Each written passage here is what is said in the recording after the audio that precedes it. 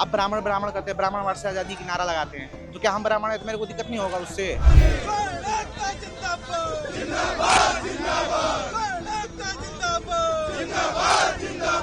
कानून है आपके लिए हथियार है। हम कहाँ जाएंगे? हम क्या आधुनिक युग के वापस से नाजी यहूदी बने और विश्वविद्यालय को नाजी बना दिया जाए कि हमारा दोहन होता रहे? मैं ओबीसी कैटेगरी से हूँ और मैं खुद इसका विरोध करता हूँ। किसी को उत्पीड़न होने नहीं दिया जाए, कोई भेदभाव नहीं होगा। आप इतने दूरदर्शी हैं कि आप 2047 तक सोच ले रहे हैं, तो आप चेक एंड बैलेंसेस पहले क्यों नहीं ला रहे हैं? मतलब 3-4 दिन पहले हम मुद्दे की बात कर रहे थे, लेकिन आज फिर हम समाज में बढ़ चुके हैं, हम अपने जातियों में बढ़ चुके हैं। आज तमाम मेरिट को, रिजर्वेशंस को झेल कर, काउंटर करके मेरिट में आकर टॉप ऑफ द एडमिशन लेते हैं। हमें इस कानून से कोई दिक्कत नहीं है। ऐसे 1000 कानून आ जाएंगे, हम इस विश्वविद्यालय में बने रहेंगे। बीजेपी का जो मेन एजेंडा है कि हमें यूनाइट रहना है, बटेंगे तो कटेंगे और एक रहेंगे तो सेफ रहेंगे, वो अपनी जो एजेंडा चला रहे हैं उसके बिल्कुल अगेंस्ट में ये रूल है खुद। Why are you so afraid of it? It means there is some issue from your side. कुछ नए नियम लाए गए हैं जिन्हें काला कानून काले नियम बताया जा रहा है। ना ये नियम किसानों से जुड़े हैं, ना ये नियम अल्पसंख्यकों की नागरिकता से जुड़े हैं, ना इसका विरोध दलित समुदाय के लोग कर रहे हैं। विरोध इसका कर रहा है जनरल कैटेगरी का वर्ग, यानी सामान्य वर्ग जिसको कहते हैं। यूजीसी की गाइडलाइंस हैं promotion of equity in higher education institutes 2026, जिसके तहत SC, ST, OBC, दिव्यांग वर्ग के खिलाफ जो भी अगर कोई भेदभाव होता है उसको रोकने के लिए एक नियम जो है इंट्रोड्यूस किए गए हैं। लेकिन इसका विरोध हो रहा है जनरल कैटेगरी के द्वारा। सोशल मीडिया से लेकर सड़कों तक, लखनऊ, आगरा, मथुरा, दिल्ली की सड़कों पर विरोध हुआ है। लोग अरेस्ट भी हुए हैं, हिरासत में लिए गए हैं। यूजीसी के सामने विरोध हुआ है और उत्तर प्रदेश में जारी है इस्तीफों का दौर। ये जो नियम है वो लागू होंगे यूनिवर्सिटी के छात्रों पर, शिक्षकों पर, नॉन टीचिंग स्टाफ पर। दिल्ली यूनिवर्सिटी के नॉर्थ कैंपस में हम खड़े हैं, छात्रों से बात करेंगे कि ये जो नियम है उनके बारे में छात्रों की दिल्ली यूनिवर्सिटी के क्या राय है। देखिए खबरगांव की ये रिपोर्ट। इस कानून में ऐसा कुछ है नहीं। क्या नहीं है अच्छा जो आपको लगता है कि आप उसको बेकार कह रहे हैं? इसमें अच्छा ही क्या है, मुझे तो कहीं से नहीं लग रहा। अभी तो केवल ये जातिवाद बढ़ाएंगे। 27 में इलेक्शन है यूपी का, पूरी यूपी की राजनीति खराब करने के लिए ये बीजेपी कर रही है, और कुछ नहीं है इसमें। जातिवाद फैलाएंगे, कॉलेज में जो भाईचारा बना हुआ उसको तोड़ने के पीछे पड़े हुए हैं, और तो इसमें टोटली गलत कर दिया बीजेपी, पूरा टोटली बेकार कर दिया है। जिसको बीजेपी को हम मानते थे, मेरे घर में 5 जॉब हैं, 5 जॉब बीजेपी गवर्नमेंट में आई है। अब तो मेरे घर वाले भी यही बोलेंगे, मैं भी यही बोलूँगा, बीजेपी को खत्म करो। खत्म करो माने हटा ना दो, सत्ता से हटा दो, वोट ना दो। सत्ता से हटेगी बीजेपी तो किसको लाना चाहेंगे? देखेंगे कोई होगा ऐसा जो जातिवाद ना करे। कौन है ऐसा? अब तो सामने ही है ना आपकी सारी पार्टियां। बताइए किसको पसंद करेंगे आप बीजेपी को हटा के? अभी तो कुछ ऐसा नहीं बोल सकते। कहाँ से हैं आप? गृह राज्य आपका यूपी प्रयागराज। उत्तर प्रदेश है। हाँ। उत्तर प्रदेश में तो फिर क्या अखिलेश यादव की सरकार आपको चाहिए? नहीं चाहिए योगी की सरकार। योगी जी हमारे अच्छे हैं, लेकिन इन लोगों की राजनीति है कि योगी जी को हटाने के पीछे लगे हुए हैं। अमित शाह जी हैं और मोदी जी हैं, इनका यही प्रोपेगेंडा है कि कुछ भी करना है योगी को हटा के वहाँ पर केशव प्रसाद मौर्य जी को बैठाना है। मैं ओबीसी कैटेगरी से हूँ और मैं खुद इसका विरोध करता हूँ। मेरे को इससे पूर्ण तरह समस्या है, क्योंकि ये सबसे पहली बात हमको छात्रों को बांट रही है। अभी हम पहले मतलब 3-4 दिन पहले हम मुद्दे की बात कर रहे थे, कोई इंफ्रास्ट्रक्चर की बात कर रहे थे, सिलेबस में भी छेड़छाड़ हुई है, हम उसकी बात कर रहे थे। लेकिन आज फिर हम समाज में बढ़ चुके हैं, हम अपने जातियों में बढ़ चुके हैं। आज जनरल वाले वो हमारे भाई हैं, छात्र, हम एक ही क्लास में एक ही बेंच पे बैठते हैं, लेकिन आज इस एक्ट ने हमको फिर से डिवाइड कर दिया है। उनकी भी बात, जनरल वाले भाइयों की भी बात जायज़ है, उनको भी चिंता होना ज़रूरी है, क्योंकि कल को उन पे कोई खतरा मंडरा सकता है। वो हमसे खतरा महसूस करेंगे और हमारे प्रति क्या पता द्वेष भावना भी रख सकते हैं। ये धीरे धीरे इससे क्या समाज में और खासकर जो छात्र हैं उनमें एकजुटता उनकी खत्म होगी। ये वही पुराना राजतंत्र जो चला आ रहा था, वोट डालो और राज करो, उसकी वही शुरुआत है। चुनाव आ रहा है, इनको डेवलपमेंट के, शिक्षा के नाम पे कोई मुद्दा इनको चाहिए नहीं। जब भी कोई नियम आता है तो हमेशा बैकलैश इसीलिए क्यों होता है कि इसका गलत इस्तेमाल होगा। आप देखेंगे कि मैरिटल रेप के अगेंस्ट भी जब लॉज आते हैं तभी सेम चीज़ आता है कि इसका गलत इस्तेमाल किया जाएगा। बट स्टैटिस्टिकली असली क्राइम्स के रेट ज़्यादा है फॉल्स क्लेम से। सो जहाँ की बात सही है कि इंटरनली भी ओबीसी एसटीज के अंदर भी इंटरनली कास्ट बेस्ड डिस्क्रिमिनेशन होगा, दैट डज नॉट मीन कि जनरल कैटेगरी की तरफ से बैकलैश नहीं आता, जनरल कैटेगरी की तरफ से वायलेंस नहीं आता है इन वर्गों पे। और ये चीज़ अभी इवन मोर प्रूव हो रही है, जिस तरह से बैकलैश आ रहा है, जिस तरह से हमारा पहला जनरल कैटेगरी का पहला इंस्टिंक्ट है कि इसका गलत इस्तेमाल होगा, इंस्टेड ऑफ कि हमारे कैंपस को और सेफ बनाया जा सके। मैं कह रहा हूँ आप इतने दूरदर्शी हैं कि आप 2047 तक सोच ले रहे हैं, तो आप चेक एंड बैलेंसेज पहले क्यों नहीं ला रहे हैं? क्यों लॉ के एवोल्यूशन की बात कर रहे हैं कि लॉ इवॉल्व होगा, किसी भी लॉ का अब्यूज होता ही होता है? तो आप अगर इतने दूरदर्शी हैं तो अभी से ले आइए ना, क्यों उसके एवोल्यूशन का इंतजार कर रहे हैं आप? तो हमारा यही मानना है कि ये इसलिए गलत है क्योंकि अगर किसी के साथ गलत हो रहा है तो जातीय भेदभाव किसी के साथ नहीं। जैसे रैगिंग है, आपने देखा ना, रैगिंग में किसी तरह का प्रावधान नहीं है किसी भी जाति के लिए, रैगिंग सबके लिए, और वो कंट्रोल हुआ है। अगर आप इसको भी कंट्रोल करना चाहते थे तो आपको एक न्यूट्रल व्यवस्था बनानी चाहिए थी जिसमें सर्व समाज का हो और किसी भी वर्ग के साथ भेदभाव हो तो उस पर एक्शन हो, ना कि अब जैसे बाय डेफिनेशन कास्ट डिस्क्रिमिनेशन की जो डेफिनेशन लिखी हुई है उसमें 3 वर्गों का नाम मेंशन है, एक का नाम नहीं लिखा गया है। तो बाय डेफिनेशन ही आपने किसी एक को बना दिया ना कि वो शोषण करने वाले लोग हैं, और शोषण किनका होगा उनका भी आपने नाम लिख दिया। दिक्कत हमें इस चीज से है। आप ऐसी व्यवस्था बनाइए जिसमें सबका सहयोग हो, सबका साथ। जब आप बात कर रहे हैं तो सबका साथ होना चाहिए सच में। आप क्या डिमांड कर रहे हैं कि कानून को एकदम ही निरस्त कर दिया जाए कि इसके जिस पॉइंटर से दिक्कत है उसको बदला? अब आप इसका अगर देखेंगे कैसे होना चाहिए, तो ऐसा तो हो नहीं सकता कि ये कानून चले साथ साथ दूसरा जो है संशोधन कर दिया जाए। तो पहले तो सरकार को इसको वापस लेना पड़ेगा, तभी संशोधन आएगा, दूसरा सुधार आएगा, है ना। तो उसका प्रोसीजर ही यही है। तो सरकार पहले वापस ले, फिर इसमें सुधार करे। हमें डिस्क्रिमिनेशन से कोई दिक्कत नहीं है, बिल्कुल कास्ट डिस्क्रिमिनेशन नहीं होना चाहिए या किसी भी प्रकार का डिस्क्रिमिनेशन नहीं होना चाहिए, हमें उससे प्रॉब्लम नहीं है। बट इस कानून की जो संरचना है हमें उससे दिक्कत है। कानून है भी नहीं, ये एक रेगुलेशंस है, बट इसकी भी अपनी इम्प्लीकेशंस होती है, तो उनकी जो है उनमें बदलाव आना चाहिए। तो ये काले नियम यूजीसी द्वारा लाए गए हैं, ये छात्रों में एक फूट पैदा करने की कोशिश की गई है, और ये स्वर्णों के खिलाफ तो बिल्कुल ही हैं।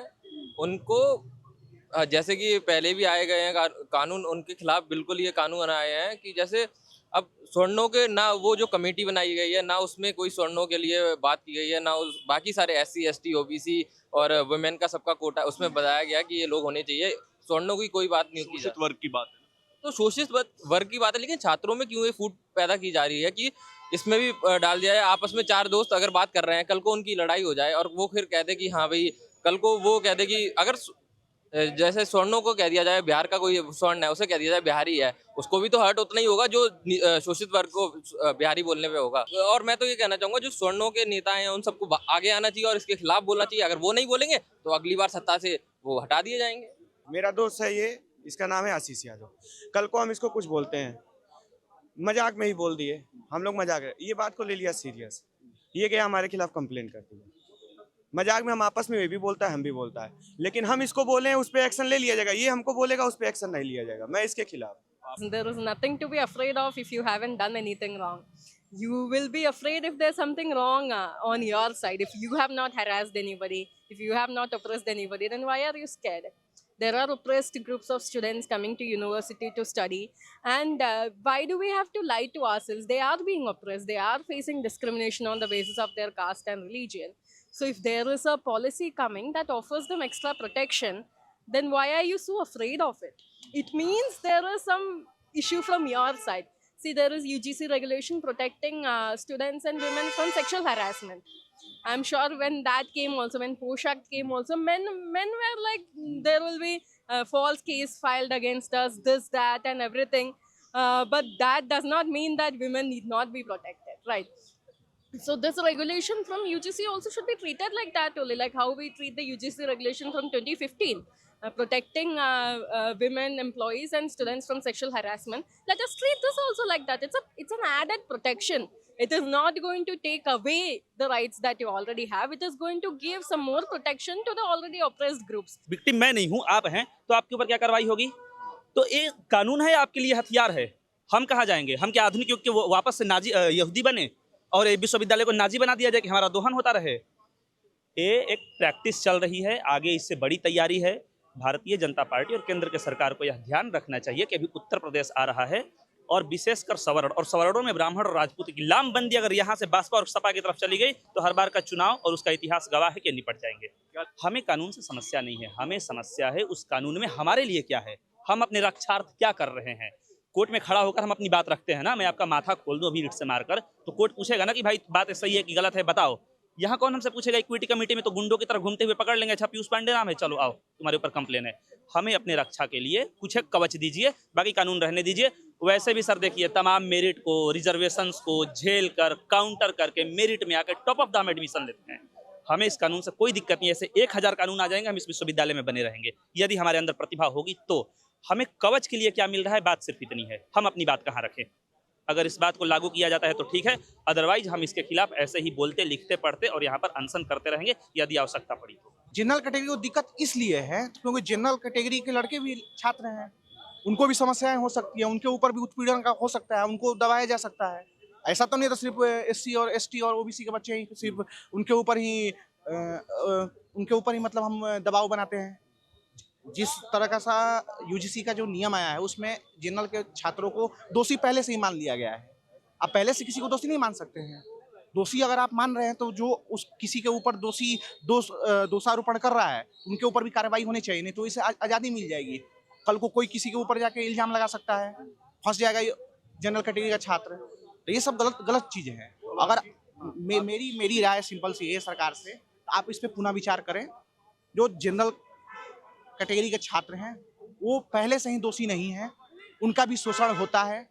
आप अगर नज़रिया चश्मे हटा के देखिए, नज़रिया अपना देखिएगा, उसमें शोषण होता है जनरल कैटेगरी छात्रों का भी। हम मानते हैं SC ST के छात्रों का होता भी है, लेकिन कानून ऐसी होनी चाहिए सबके लिए समान हो। कल को कोई भी छात्र होगा वो अपना मित्र किसी अदर कैटेगरी का नहीं बना सकता है। आप SC ST की बात अलग कर रहे हैं, SC ST का अलग तो विश्वविद्यालय खोल दीजिए आप, जहाँ SC ST के विषय के बच्चे ही एक साथ पढ़ेंगे। मेरे भी बहुत दोस्त हैं जो SC ST से आते हैं, जो OBC से आते हैं, बहुत जगह छात्र हैं, बहुत ऐसे छात्र हैं जो मेरे दोस्त हैं जो अलग अलग कैटेगरी से आते हैं। इसका मतलब ये नहीं ना, तो अगर हम दोषी हो जाएंगे, कल को मेरे साथ भी कुछ भी हो सकता है अनहोनी।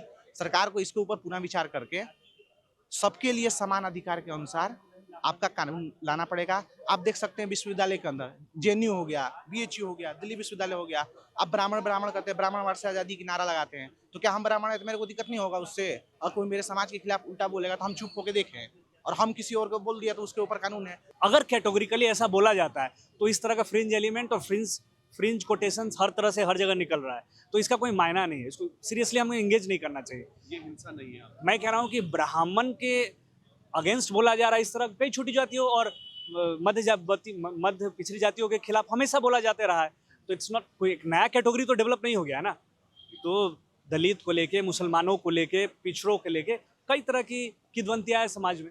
तो अगर किसी ने कह दिया कवर खुदेगी तो बहुत उसको सीरियसली इंगेज करने की जरूरत नहीं। हाँ, लेकिन ये जो रेजेंटमेंट आ रहा है उसका हम ग्राउंड देखेंगे कि ऐसा क्यों आ रहा है। ऐसा नहीं कि इस बिल के बाद आ रहा है, सुनने में तो आ ही नहीं रहा है।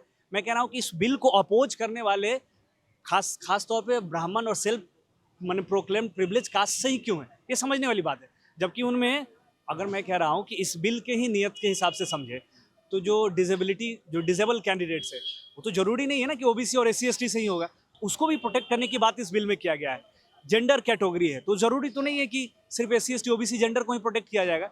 तो किसी भी डिफ्रेंसिएशन, कोई भी differentiation caste, gender, religion, race, region किसी के बेसिस पे है, उसको हम कोशिश करेंगे कि मिटिगेट करें इन जैसे कमिटीज़ को बना के, इन जैसे इक्वल अपॉर्चुनिटी सेंटर्स को बना के। बीजेपी का जो मेन एजेंडा है कि हमें यूनाइट रहना है, बटेंगे तो कटेंगे और एक रहेंगे तो सेफ रहेंगे, वो अपनी जो एजेंडा चला रहे हैं उसके बिल्कुल अगेंस्ट में ये रूल है खुद। क्योंकि भारतीय न्याय प्रणाली को बेसिकली जाना जाता है उनके विक्टिम सेंट्रिक अप्रोच के लिए। और भारत में जो 4 तरह की कैटेगरीज है, जैसे जनरल, OBC, SC ST, उसमें अपने 3 कैटेगरी को अलग किया, OBC, SC ST, और उनको बता दिया कि यही लोग विक्टिम है और जनरल वाले वो परपेट्रेटर्स है कि यही लोग कर सकते हैं और यही लोग झेल सकते हैं। तो इसमें मेरे खिलाफ अगर फेक कंप्लेंट होता है तो बर्डन ऑफ प्रूफ किसका है? वो मेरा है कि मैं जाऊंगा, चक्कर लगाऊंगा SC ST कोर्ट का, मैं अपने आप को प्रूफ करूंगा कि मैं इनोसेंट हूं, मैंने ऐसा कुछ नहीं किया है। और मैं फेल जाता हूं तो मेरा पूरा करियर बर्बाद हो जाएगा। मेरा सवाल ये इंडियन स्टेट से है कि हमारे देश में जब पहले से इतने सारे एंटी डिस्क्रिमिनेशन के लॉ एग्जिस्ट कर रहे हैं तो एक और लॉ की ज़रूरत क्यों पड़ती है? वो इसीलिए पड़ती है क्योंकि जो सिस्टमेटिक डिस्क्रिमिनेशन होता है इंडियन यूनिवर्सिटीज़ में, जो स्टूडेंट्स बहुत नीचे से आके अपनी पढ़ाई को कंप्लीट करना चाहते हैं। आप फॉर एन एग्जांपल, अभी एक NEP आया है, नेशनल एजुकेशन पॉलिसी, नया वाला, उसके अकॉर्डिंग 160 मार्क्स का टोटल एग्ज़ाम हो रहा है, जिसमें से 90 मार्क्स का रिटन है मास्टर्स में और 70 मार्क्स का वो प्रोफेसर के हाथ में है, वो on the discretion of professor है। तो आप कितना बड़ा गैप दे रहे हो इंडियन प्रोफेसर्स को, यूनिवर्सिटी के प्रोफेसर को, कि आप किसी की लाइफ को डिक्टेट करो। तो ये इसीलिए माइक्रो लेवल पे कमेटी बनाने की ज़रूरत है।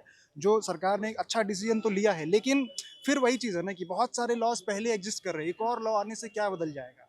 ये बदल जाएगा कि आपको उस लॉ को देखना पड़ेगा वो काम कैसे करे। गवर्नमेंट को भी इसको बार बार रिव्यू करना पड़ेगा। केवल कानून बना देने से कुछ होने जाना है नहीं, पहले से बहुत सारे कानून बने पड़े हैं।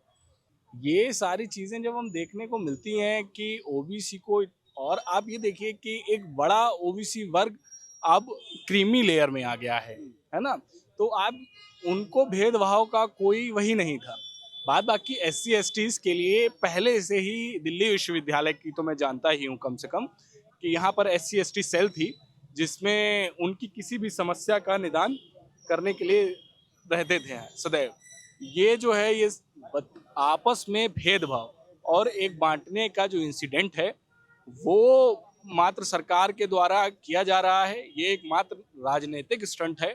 सरकार को इस पर पुनः विचार करना चाहिए। मैं चाहता हूं कि इसको बिल को वापस किया जाए। कारण एक है कि दुरुपयोग बहुत होता है।